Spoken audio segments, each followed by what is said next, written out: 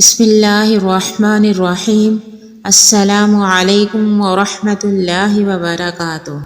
حضرت ابو ہریرہ رضی اللہ عنہ کہتے ہیں کہ رسول اللہ صلی اللہ علیہ وآلہ وسلم نے فرمایا، تم میں سے جب کوئی وضو کرتا ہے اور اچھی طرح وضو کرتا ہے، پھر مسجد آتا ہے اور اس کے گھر سے نکلنے کا سبب صرف نماز ہی ہوتی ہے، تو اس کے ہر قدم کے بدلے اللہ تعالیٰ اس کا ایک درجہ بلند کرتا اور ایک گناہ مٹاتا ہے، یہاں تک کہ وہ مسجد میں داخل ہو جائے۔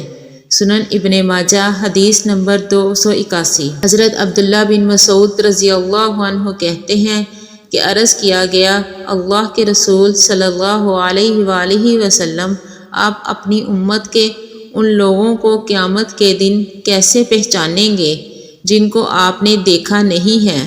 آپ صلی اللہ علیہ وآلہ وسلم نے فرمایا، وضو کے اثر کی وجہ سے ان کی پیشانی، ہاتھ اور پاؤں سفید اور روشن ہوں گے۔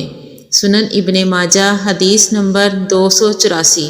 حضرت ابو مالک اشعری رضی اللہ عنہ کہتے ہیں کہ رسول اللہ صلی اللہ علیہ وآلہ وسلم نے فرمایا، مکمل وضو کرنا نصف ایمان ہے، اور الحمدللہ میزان کو ثواب سے بھر دیتا ہے، اور سبحان اللہ، اللہ اکبر آسمان و زمین کو ثواب سے بھر دیتے ہیں۔